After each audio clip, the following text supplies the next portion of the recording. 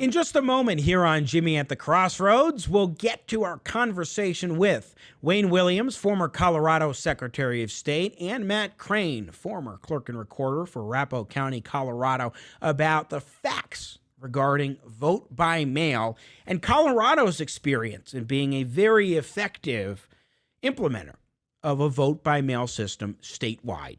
But first, as the economy continues to recover, you might be reopening old office space or finishing off a new workspace. To do it right, you'll want to swap out those bare walls for some captivating artwork. My friend Joshua Scharf has been photographing beautiful Colorado and the West for over 20 years. He's got hundreds of photos in stock ready to use, and if you want something new, he knows just where to find it. Like today's photo of the week, a beautiful photograph of the columbine, Colorado's state flower, backed by Mount Zirkle, taken in the stunning summer of a few years ago. You're going to edit this part out, but keep the video, keep it up there. I'm just not reading this right this time. So I'm going to do the like today's photo. I'm just going to say a beautiful photograph. A beautiful photograph of the columbine, Colorado's state flower, backed by Mount Zirkle, and taken in the stunning Mount Zirkle wilderness during a late summer hike a few years ago. Whether you're looking for something bold for an investment firm, soothing for a doctor's office, or thematic for a co-working space, Joshua Scharf Photography has the artwork you'll love. You might be decorating your own office space or an interior designer working on someone else's project. Either way, give Joshua Scharf Photography a call at 303-520-7503 or log on to photo.jscharf.com today. Be sure to check him out. From idea to proof and digital to the fine print, Joshua will produce the perfect art to fulfill your creative vision for you or your client. Phenomenal artwork. Check it out. Photo.jscharf.com. President Trump expressing all sorts of concerns for weeks, really months, on vote by mail. We will dive in to this topic of conversation and all that you really need to know about the facts of vote by mail. And here's one reality to keep in mind. Colorado, where I'm broadcasting from, was the third state to implement a vote by mail system statewide. That was after about a decade of getting to that point. It wasn't something that happened in a matter of months like people trying to push vote by mail in new states are moving with. It took time, and Colorado was the third state. So while Colorado is a great example of an effective use of a vote by mail system, putting it into place well, overall, I would say, that doesn't mean that other states can jump right into it, which is why I wanted to talk with a couple leading experts here in Colorado about vote by mail. Both of them were county clerks when this system went into effect, and shortly thereafter, one of these gentlemen was elected Secretary of State of Colorado. I am pleased today to be joined by former Colorado Secretary of State and former El Paso County, Colorado clerk and recorder Wayne Williams, and former clerk and recorder for Arapahoe County, Matt Crane, both joining us. And now Matt is an elections consultant. Welcome, gentlemen, to the show. It's good to have you both.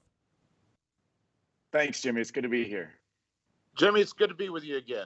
Hey, great to have you back, Wayne Williams. And I want to say this, that I appreciate you both bearing with us for some of these technical issues because we appreciate your expertise. So I want to start today by playing a montage that CNN had put together of President Donald Trump. This is cut 7 of President Donald Trump over the last number of months criticizing vote by mail and expressing concerns about this system, just to kind of help tee things up today.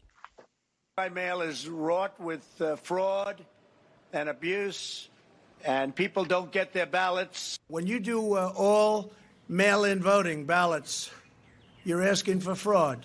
People steal them out of mailboxes. people print them, and then they sign them, and they give them in. These mail-in ballots where they send millions of them all over the country, it's going to be a rigged election. So, a rigged election. President Trump expressing concern about vote by mail. Secretary of State Wayne Williams, I want to start with you. We'll dive into the topic of some of these criticisms of the vote by mail system or some concerns. But last time we had you on back during the spring, we talked a bit about how the system in Colorado developed over time and that rushing it could be a problem and certainly a challenge for a heck of a lot of states that amidst coronavirus are trying to implement vote by mail systems. So can you just give us a little bit of the history of how Colorado got this system started? So Colorado had no excuse absentee voting for a number of years, and then we moved to you could become a permanent mail-in voter. We had originally about 20% of the people who chose to do that. By 2013, that had become 70% of the people who chose to be a permanent mail-in voter. And at that point, the state then made the decision through legislation to mail ballots to all Coloradans who were active registered voters. Over the next 5 years, we then did a number of tweaks and improvements to that law, which made it so that our system worked very well here in Colorado. There's a number of things we do. We have, first, an accurate voting list. So we check citizenship. We check with the post office to make sure someone's there. We also do some incredibly important things, like making sure that people are still alive. So we do all of those steps on a daily basis. We get reports from various government agencies. We know who becomes incarcerated and becomes ineligible to vote for that reason, which is conviction of a felony in Colorado. So all of those steps are in place. Then we mail out ballots. We've made it easy for people to return. We have 24/7 drop boxes that are under video surveillance. And then they're collected by a bipartisan team of judges, meaning that we always have both a Democrat and a Republican. That is then taken to a counting room where you have bipartisan judges and video surveillance. We also check the signatures, and we make sure that signature matches so we know it actually is that person. We then, once we tabulate it, have a risk-limiting audit to make sure that all of those processes were done properly and the ballots were counted accurately. Here's the significant difference between Colorado and what has been proposed in legislation that passed the House. In legislation that passed the House, it strikes down all state requirements for signature verification or identification and simply says as long as someone signs the ballot envelope and alleges that it is them, that you have to count it. That is a system ripe with fraud. In Colorado, we checked to make sure it actually was that person, but the legislation passed by the Democrats in the House says that you can simply sign it, you must accept that signature, and so if you go to the post office and find a dozen ballots that are discarded, you could vote those. Yeah. And it's important to talk about what system you're talking about when you talk about vote by mail. Right. If you talk about, go ahead. Sorry. Yeah, so I just want to jump in there real quick, and we'll get to that for sure. But what you're talking about, just to make it clear for folks, is a Democratic proposal that has been presented in the House of Representatives. When the Democrats talk about advancing vote by mail and helping to fund a system, this is what they're trying to do, is to fund systems that do not have these signature verification processes in place that Colorado has had very successfully. And I want to get Matt Crane in on this point, because one of the things that's so striking about what Wayne Williams was just describing, again, the former Secretary of State, and Matt, you as a clerk and recorder really had a lot of experience working very closely in implementing these systems. He's explaining something that is very elaborate, very detailed, a lot of different components going on in a vote-by-mail system in Colorado that have made it work, which makes one worry a bit about implementing this kind of system in other states that haven't tried it before. I think that's right. It is a very complicated system, and as Wayne said, it took us over 20 years to get to this point. I think that the advantage that other states have now is that they can learn from the examples of Colorado and Oregon and Washington about what to do right and the things that they should avoid doing, and how to do it smart, how to do it in the smartest possible way. The concern now, we saw a lot of this movement happen because of COVID, but the concern is taking this process and trying to truncate it into 180 days or 6 months to be able to go from a no excuse absentee state where your absentee ballot numbers are 15% or less of your voting population, and try to get up to a point to where, you're between 70 and 90%. That's a huge lift. And so I think that's where you see, I know Wayne's been helping other states. I've been helping other states do everything we can to prepare for this, but it is tough, and it's going to be a bumpy road for some states. Yeah, in terms of that bumpy road, former Secretary of State Wayne Williams, I mean, the thing that needs to happen is voter integrity. It's one thing to have a system of vote by mail put in place where you can say, okay, you can go ahead and cast your ballot by mail. Maybe you have a drop box system of some kind, but it's another to have a system of vote by mail where people can actually trust the results and believe that there is election integrity in that process. Going to your point about some of the concerns over this House legislation that wouldn't mandate any sort of signature verification requirements and so forth that are important to making sure that there is integrity in the election process. Well, not only wouldn't it mandate, it overrides state laws that require it. And so it is really a horrendous piece of legislation, because when it says that you must accept the signature, regardless of whether it matches or not, that all the individual has to do is sign it and claim it's under penalty of perjury. But of course, you have no idea who actually did sign it. And so it is a critical step you have to have. And it doesn't just enable legislation, it overrides state legislation like Colorado has that provide what the Washington Post called the safest system to vote in America. Matt Crane, former clerk and recorder of Arapahoe County, Colorado. One of the things that I think is really the biggest issue with the way that President Trump and other Republicans have been talking about vote by mail is they are making it much broader than this election cycle and rushing it through and the kind of bill that the Democrats have actually put forward. Instead, many are making assertions that are just vote by mail. These kinds of mail ballot systems statewide do not work. They are ripe for fraud automatically. And I think that makes things more difficult, because if you actually look at the systems that have put this into effect, like Colorado, Oregon, and Washington, the first three states to do so, then you can say, hey, they make this work well.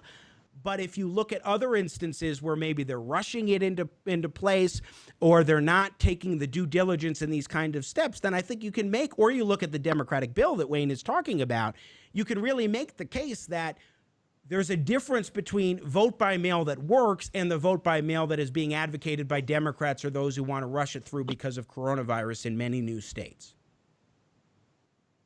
I think that's true. I think that people really have to do some research, and election officials around the country that are trying to ramp this up are doing a lot of research. They're reaching out for help.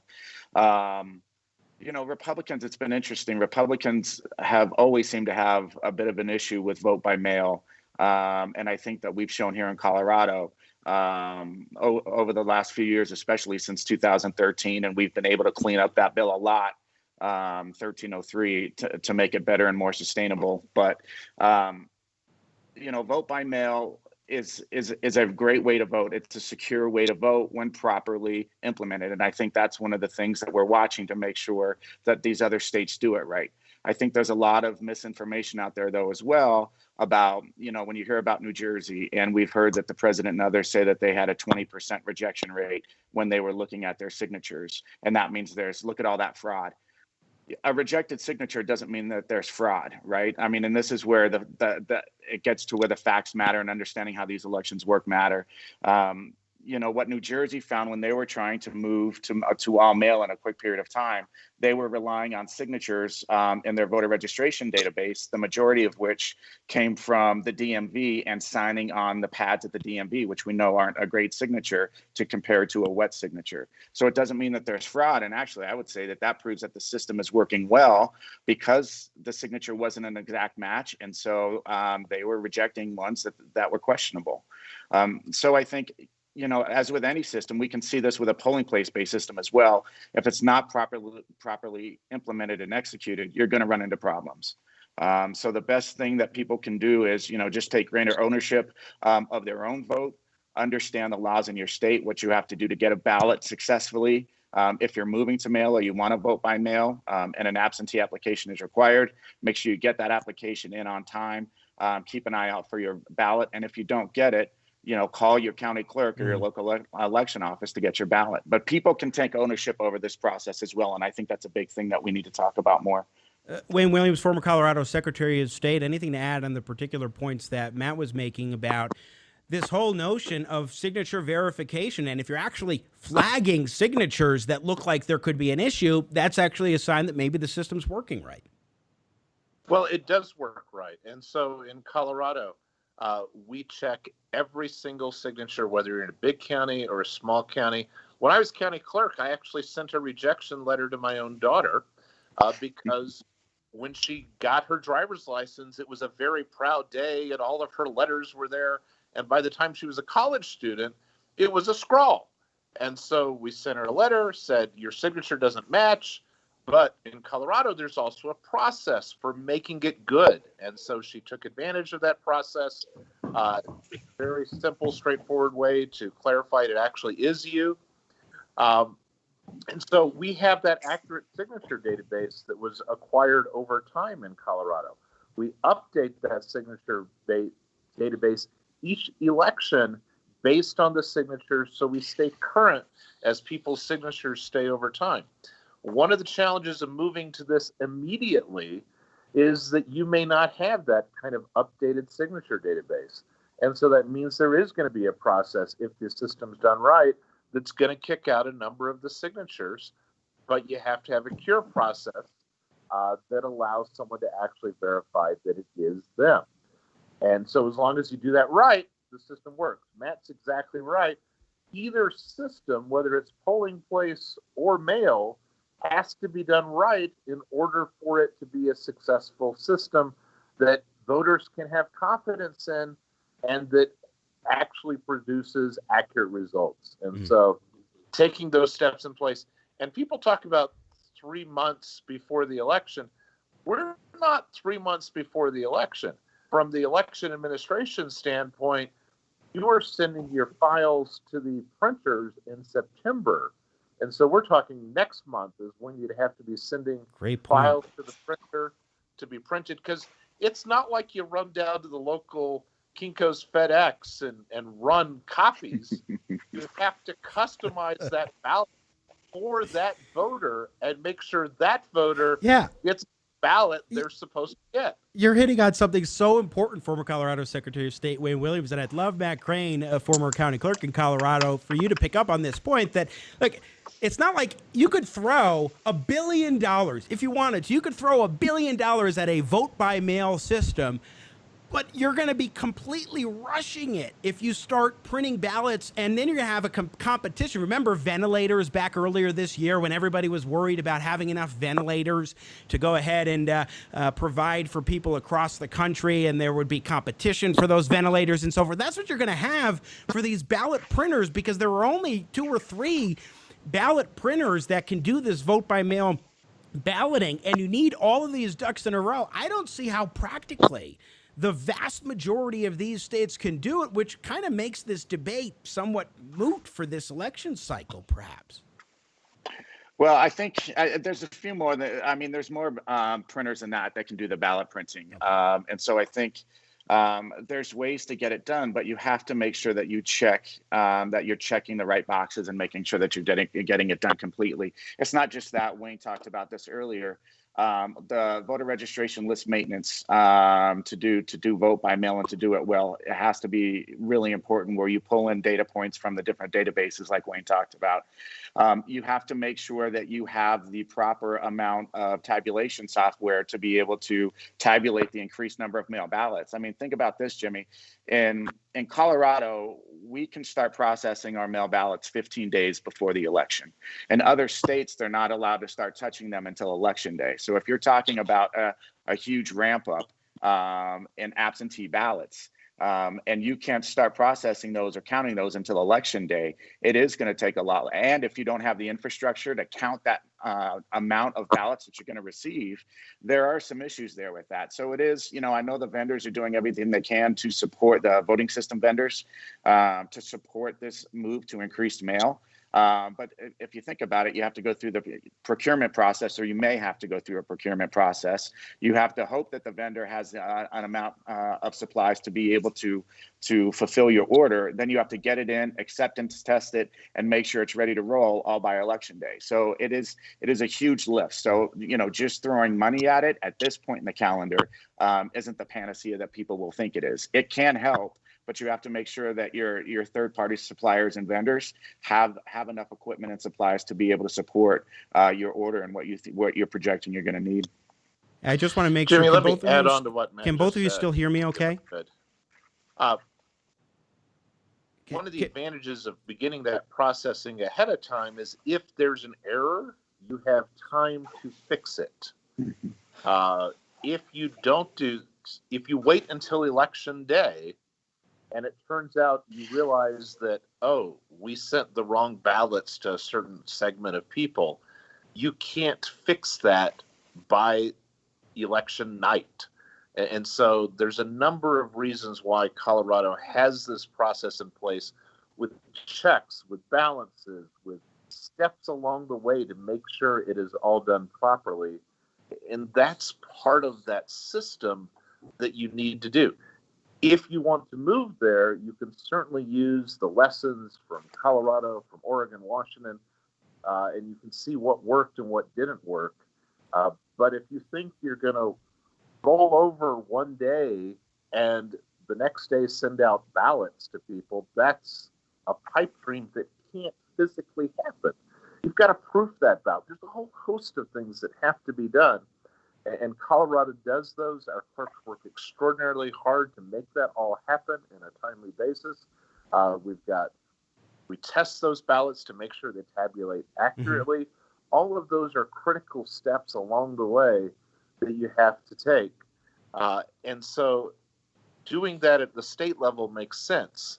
A federal mandate that strips away protections doesn't make sense. Right. Because they can't possibly address the different needs. Let me mention one of those. I was up in Alaska visiting with their elections office a couple of years ago when they were getting ready to mail out ballots, but they had to get them out by a certain time because some towns in Alaska get their mail on a weekly plane, and if it's not on that week's plane, it's not coming till the following week. And so the system you would need in Alaska is very different than you would have in a more urban setting. And so a mandate out of the federal government that doesn't look at those individual needs has significant problems. States are looking at things. They're also looking at ways of how to make voting in person safe. I go to the grocery store and there are processes in place. There are standards in place. I know from this last primary that Colorado conducted, there was still in-person voting, and there were steps taken to ensure that voters could safely do that for those who wanted that option. And so both of those are things that need to be done as you prepare for this election. But the last thing we need is a mandate out of Washington dictating a state needs to do things a certain way, and certainly not one that overrides voter protection. I want to play a clip of a Democratic critic of President Trump from Colorado. In cut 8, the current Secretary of State of Colorado, Jenna Griswold, was on, and she accused President Trump of actually cut 9 of voter suppression over some of his critiques about vote by mail. Take a listen to this for those of the audience, and I'll sum it up for our guests. So what do you do then if If the USPS does not get the funding, right? If he blocks that funding, then what do? I mean, does that then put the sanctity of the election in question if it doesn't get that funding? Well, Colorado's election model has built-in contingencies. So, for example, we send out ballots 3 weeks before the election day, and there's hundreds of mail ballot drop boxes across the state. And the majority of Coloradans, about 75%, actually take their mail ballot to a drop box. So one of the things that I've been doing is increasing the number of drop boxes. We added 91 last year, and then I announced funding for an additional 100 this year. So those are some of the measures that states can do. But I will tell you, the president is going to all lengths to try to suppress the vote. The RNC is suing in Pennsylvania about drop boxes. It doesn't matter what you do. They are coming with a lawsuit and lies to try to suppress turnout in November. So essentially what the current Secretary of State, Jenna Griswold, is saying is that right now Republicans are trying to spew lies and bring about lawsuits in order to suppress the vote, engage in voter suppression. She particularly highlights how Colorado has a system of drop boxes in this state, which is how I vote. I've never voted by mail where I've actually put the stamp on a envelope and then on the ballot envelope and then mailed it in. Matt Crane, former Arapahoe County, Colorado clerk and recorder. I've always put it at one of these drop boxes, but the question posed was about U.S. Postal Service funding, and if the post office doesn't get this funding, then it's going to have all of these snags of the Postal Service. So two-part question for you, Matt Crane. Number one is, if you could talk a little bit about the Postal Service funding question, particularly given the point about drop boxes that have been effectively used in Colorado with, for example, camera security provided, but also this notion of expressing concerns about voter fraud and issues that can come about from this system that might be put into place. Certainly the Democrats are advocating, and the idea that that equates to voter suppression. Sure. So your first question about the post office. Look, I think you can look at things. There's a lot of information out lately about the post office, about, how over the last 15 years, I think there was a journal article out this morning, how they've lost $80 billion. In last quarter, they lost $2.2 billion. So, I think that there's a fair argument to be had about the efficiency of the post office. I wish the president would have waited until after the election to do this, because if for no other reason, the optics of this don't look good. And so, I wish he would have waited on that particular point. But I do think, in terms of the Postal Service and being a good partner for the election process, we found here in Colorado that they've been a tremendous partner. So again, I think the timing of this, I wish he would have waited until after the election. In terms of the broad claims about fraud and mail ballot, I think that, when you look at it, there's no perfect system. But for me, when I look at it, mail ballot is more secure than in-person voting. For me, it's much tougher to, I think on the whole, it's much tougher to try to forge a signature than it is to create a fake utility bill, right? And let's not pretend that there haven't been lots of issues with fraud or perceived fraud with in-person voting going back forever. But we do know that the mail ballot process, especially the process that we've set up in Colorado, has been really a secure process.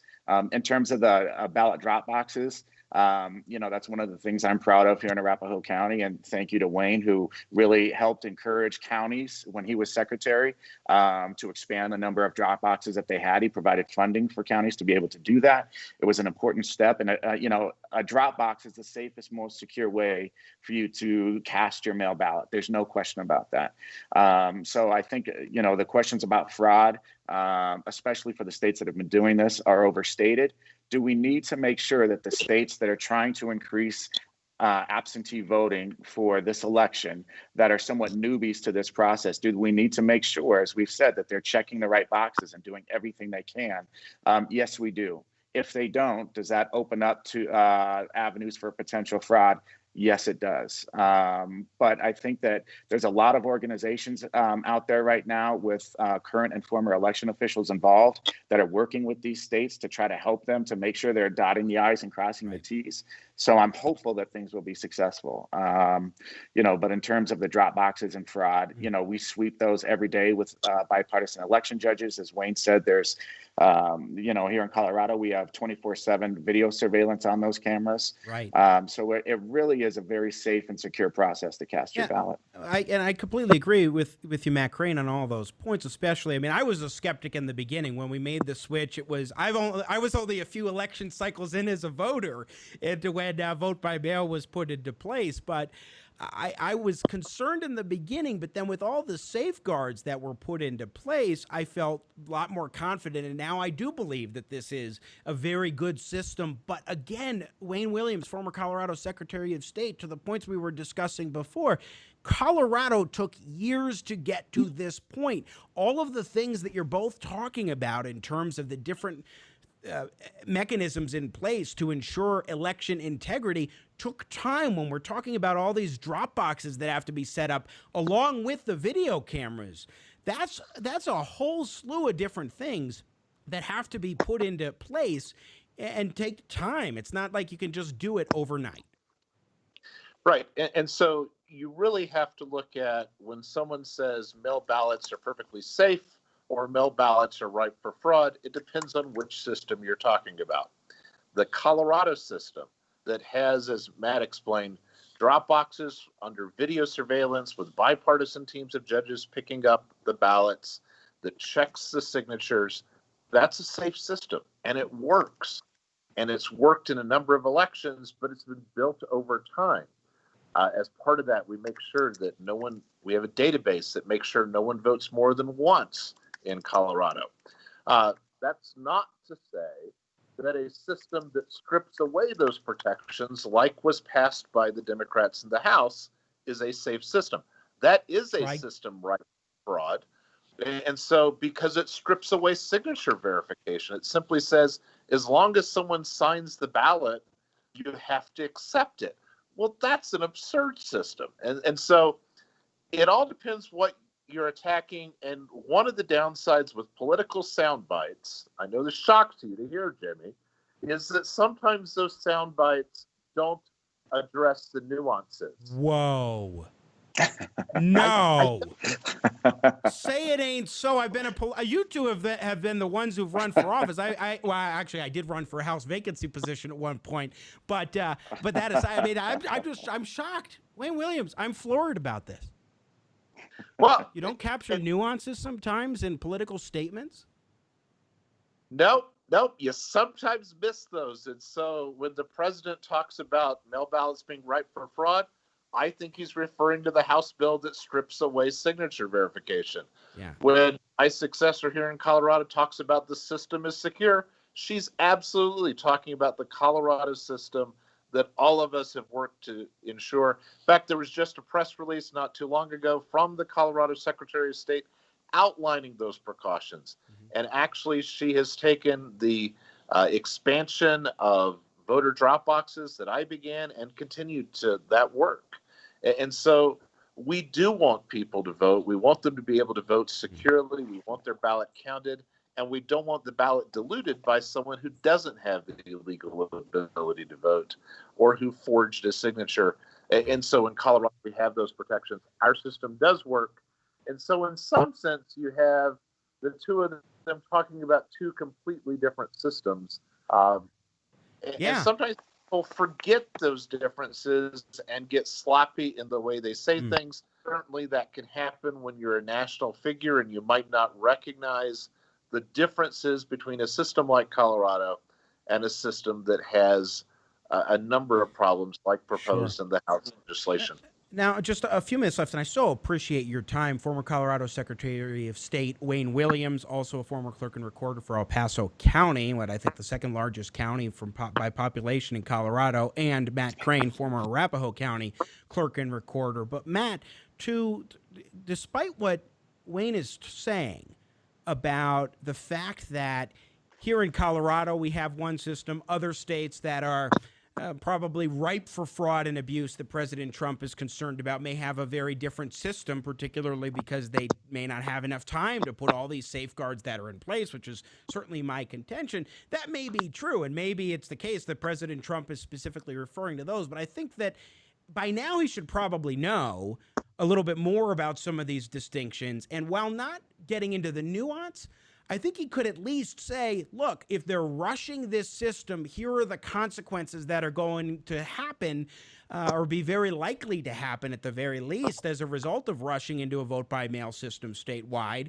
And I think that that gets the exact same point across while not allowing opponents to say, okay, President Trump's saying this, but actually in Colorado, Oregon, and Washington, it works pretty darn well. And those are prime examples of where this works fine and President Trump is lying. No, I think that's right, and I honestly, Jimmy, it does get a little bit frustrating because one of the things that Wayne and I, as election officials for a long time, and other election officials, the vast majority of them, approach it from a nonpartisan position. Right. And our job is to make sure that eligible citizens can vote as easily and as independently as possible. And so, one of the frustrating things for me as this conversation has come back up over the last couple of months, when 1303 passed here in Colorado back in 2013, as I mentioned earlier, that was the bill that allowed for all active voters to receive a ballot in the mail. So moving to that all-mail system, but it's also important to note it's mail ballot delivery. We still have quite a few people that vote in person, especially in general elections. That's a quick side note. But as you know, Wayne and I were both against that bill when it came out for a lot of different reasons. I love the mail ballot component of it. And it took a lot of time to educate people and to get them to come off the cliff here in Colorado about mail ballots and fraud and, that not being a great way to vote. And so now when we hear this kind of rhetoric coming from the federal level, we're having to re-engage and go back and, having to go back and do work that we've already done to convince people, hey, the system is still safe, especially here in Colorado. There is work to do in other places, but we can do that work. There are a lot of people around the country, a lot of election professionals who are dedicated to making sure that this ramp up goes right. Now, is that 100% guarantee that it will? No, absolutely not. I don't think Wayne or anybody else would say that you can give 100% guarantee on that. But there's a lot of people that are working to make sure that this goes right in these states, and having to, when it's not a nuanced conversation and it's these very general blanket statements, it can cause more harm than good. And I think that's one of the things that we're hoping that he can be a little bit more nuanced in his approach with.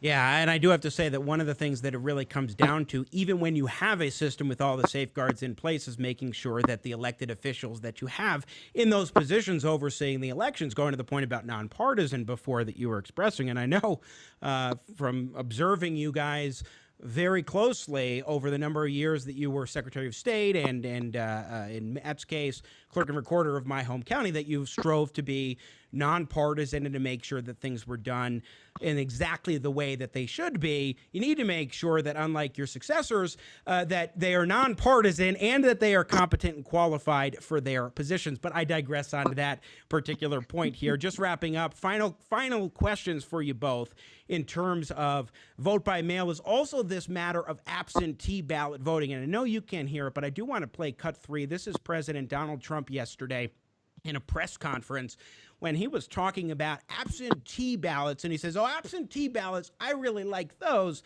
but I'm not such a fan of vote by mail. That's where I'm worried about fraud. What has happened is that's part of a big negotiation. That's actually small part of a big negotiation to get more money to people that it wasn't their fault. It was China's fault. And post office is part of it. Another part of it is they want $3.5 billion just for the ballots themselves. Why it's so much, I don't know, but that's what the Democrats want. But if the bill isn't going to get done, that would mean the post office isn't going to get funded. And that would also mean that the $3.5 billion isn't going to be taken care of. So I don't know how you could possibly use these ballots, these mail-in ballots. Absentee ballots, by the way, are fine. But the universal mail-ins that are just sent all over the place, where people can grab them and grab stacks of them and sign them and do whatever you want, that's the thing we're against. Absentee ballots he feels comfortable with, but he's worried about people just grabbing mail ballots and anybody can just sign them, which I think goes to the point about the Democratic bill in the House of Representatives that you were talking about, former Colorado Secretary of State Wayne Williams. But talk to us, each of you, and I'll start with you, Wayne, about the distinction between absentee ballots versus vote by mail and the extent to which they are similar, comparable, and one may be safer than the other. So essentially, they both accomplish the same things. The difference is in vote by mail, all active voters are mailed a ballot automatically. Absentee depends upon the request of the voter. So you have a step that's required in order to receive that mail ballot. Because you've then got something on file, you've got a little more protection that it actually is that person and that they actually want that ballot for that election. But in essence, you need the same security precautions for both systems. You need to check the signature. And Jimmy, there are some states that historically have not checked the signatures on absentee ballots. That means that anyone could have actually intercepted that, received it, and voted it. That's the problem. So they both have some possibilities, and if you don't have the precautions in place. Now, the other difference is, and this is something Matt alluded to earlier, in a absentee ballot system, you have a limited number of ballots you need to process, and so counties and cities and others that administer elections are set up to address that smaller number. And so an increase, if you get twice as many, is very different from if you suddenly need to process all voters in the county. And so that's a logistical issue that's a difference as well. Sure. Matt Crane, your thoughts on absentee versus vote by mail? No, I think Wayne captured that well. And I think another big piece of this, and Wayne and I both talked about this today, but when you go to a system of all vote by mail where all active voters get a ballot, it becomes your voter registration list and how clean it is, the quality of it becomes vitally important. Because if you don't have a clean list, you could have ballots going to a house where that person doesn't live anymore. Now, like here in Colorado, does that mean that there's going to be fraud with that ballot? No, not necessarily, but the optics of it sure aren't good. Here in Colorado, ballots aren't forwardable. Now sometimes, the post office, while they've been great partners, their record isn't always 100%. So sometimes those ballots stay out there. But then even if somebody were to get a hold of somebody else's ballot in a state like Colorado's, they would still have to be able to successfully forge the signature and get it through multiple stages of signature verification. One thing here in Colorado, a lot of the larger counties, we did this in Arapahoe. We introduced it in Arapahoe a few years ago. There's a computer that checks the signatures. And then if the threshold on that is very high, so that if there's any variance at all, that envelope will be kicked out. And then it goes to a judge. A judge takes a look at it. If the judge rejects it, then it goes to a bipartisan team of judges who then can go and look at every single signature on file in the voter registration database. If there's a match and they agree that there's a match, they'll move it forward. If it doesn't match, then the ballot is officially rejected and a cure letter is created. So the signature verification process that we have here in Colorado that we are working on helping other states move towards is a very robust look at that. So I think the big thing that, as I said on the front, is that list maintenance. But it's also understanding that just because a ballot may go to a wrong address doesn't mean that it's going to be easy to create fraud or to commit fraud. Yeah, go ahead. Let me follow up on that list maintenance. Sure. In Colorado, we get updates when you change your driver's license, when you give a change of address to the post office. Again, when you die, when you're incarcerated for a felony. If you're not a citizen, all of those are done on a regular basis. Interestingly, the party that has generally sued to prevent list maintenance efforts is the Democratic Party. So if you look at Ohio, there was a lawsuit brought to challenge Ohio's list maintenance activities. And so if you have a state that has not done those types of list maintenance that are actually required by federal law and hasn't done it at the heightened level that Colorado does, then you do have a system where you're going to send a lot of ballots to people who aren't there. And so you have to absolutely check signatures to make sure that those people, as Matt talked about, are the actual voter for whom that ballot is intended. And even in states like Colorado, where you have a really strong set of protections, mechanisms in place to prevent against voter fraud or other issues, there are challenges and problems that can come up, whether it's because you have a county clerk that doesn't know what they're doing, or you have a partisan Secretary of State or clerk, or maybe what you might have is sometimes there may be issues with, going to Matt's point before about the mail, sometimes there are issues where maybe you don't, the clerk doesn't pay for or the state doesn't pay for the appropriate postage, and then you have ballots that show up after the election deadline as a result. I mean, these are some that's a real world instance that we saw just last year here in Colorado, and you cannot dismiss any of these possibilities and paint this rosy picture too that everything's going to be fine and dandy, even though on the whole a system that has experience and has these mechanisms in place works very well. And so just finally, if either of you have any thoughts on that, but also this point, which is that Colorado may have this great system, but there are a lot of issues that other states need to be paying attention to and not rushing to this. And so final thoughts on that are welcome as well, but please go ahead. Sure, Jimmy. One of the things that Colorado has are various fail-safes. So if the ballot doesn't arrive in the mail, you still have the opportunity to go and vote in person. Yes. And you can do that as late as 6:59 p.m. on Election Day. So the fact that one of our counties mailed out ballots too late, or that these issues might exist, allow you to fix those issues. And all of that's part of this robust system we have in Colorado to say, hey, even if this doesn't work, there's this issue. There's this method that allows you to do it.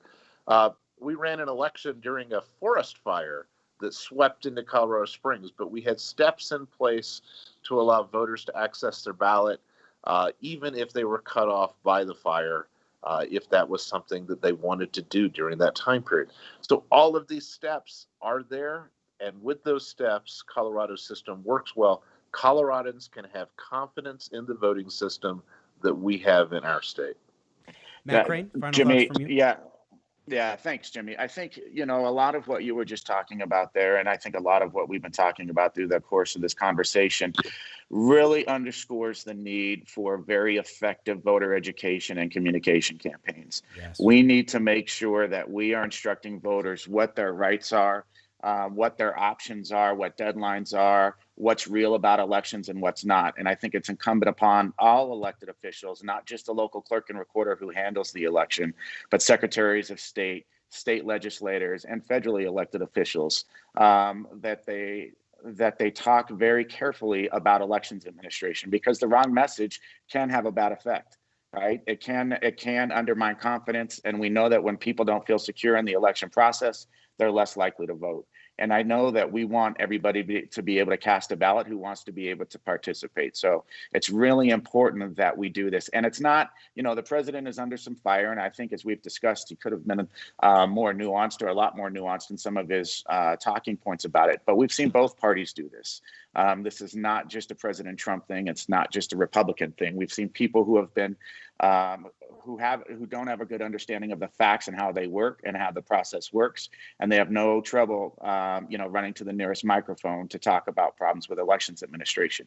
So it'd be nice if we could get the politics out of that piece of it, leave it in the campaigns, and let's just make sure as election administrators we're doing everything we can to encourage people to vote, especially this year when there's so much at stake. I think both sides would agree with that, that there's so much at stake. So let's let the people decide, and hopefully the process will run smoothly in the background, and the focus can be on the people and who they choose. Well, and that's exactly why I have been saying repeatedly on this program and elsewhere that if you have a system in place that is tried and true, you've worked through the kinks, it can work phenomenally well with the kind of election integrity that you need as a voter to count on.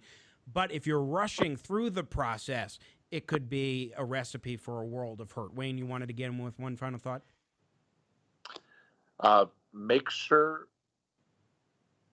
I don't know, there's really more a final thought to say other than please vote, make your vote heard, make your voice heard.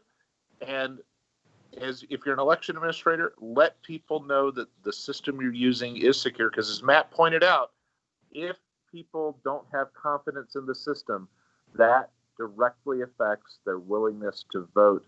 We want people to vote. We want them to have confidence in the system.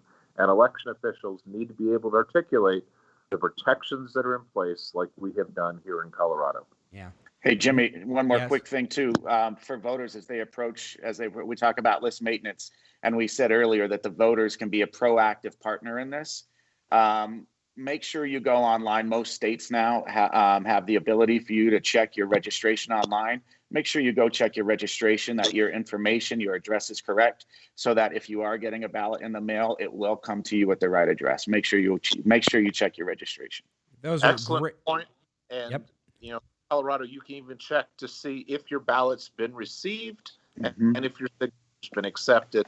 All of those, be proactive as a citizen and check those. These are some great notes. Man, I wish you guys were still in the post you were previously in. Thank you, Wayne Williams, former Colorado Secretary of State, and Matt Crane, former Arapahoe County, Colorado clerk and recorder. Thank you so much. It's such a pleasure, and I wasn't expecting to go this long, especially with the technical issues, so I especially appreciate your time today. Thanks, Jimmy. Thank you, and be well. Stay healthy. Take care. Care. Once again, former Colorado Secretary of State Wayne Williams from 2015 to 2019, and also from, but prior to that, he was El Paso County, Colorado clerk and recorder, and Matt Crane from 2013 to 2019 was clerk and recorder for Arapahoe County, Colorado, two of the foremost experts in elections you will find anywhere in the country, especially on vote by mail. They've had years of hands-on experience. And the bottom line point that is absolutely critical to keep in mind is the nuances missing in the conversation, and there's so much misinformation out there, so many different points that are being raised that are incomplete, and that's why we wanted to delve into this a little bit more, into some greater depth here today on Jimmy at the Crossroads, and really cut through it and get to the heart of vote by mail, the facts, what's really the case when it comes to a vote by mail system, what things states need to keep in mind, because it does work, to our point before. It does work very well if you have all the mechanisms in place. It still comes to active citizens. It still comes to confidence in the elected officials that are overseeing these elections as well. There can be a lot of issues. I've seen them in Colorado. I alluded to them that have been going on over the last year and a half here in this state with current elections officials. But nevertheless, the reality is that vote by mail can work. But you need to give it time. You need to give it space. You need to allow it some latitude, some latitude for developing these processes and putting them into place. Because yes, when Colorado Secretary of State Jenna Griswold, the current holder of that position, goes on CNN and talks about a vote by mail system working great, she's right when she's talking about Colorado. But you can't simply look at Colorado and say, oh, it's easily replicable right away, instantaneously. That is not necessarily the case by any stretch of the imagination. You just watched a clip from Jimmy at the Crossroads. Don't miss more engaging, intelligent talk. Subscribe to the Jimmy at the Crossroads YouTube channel today. You want to catch our live show. And I love your support. I got Jimmy at the crossroads, making sense out of no sense.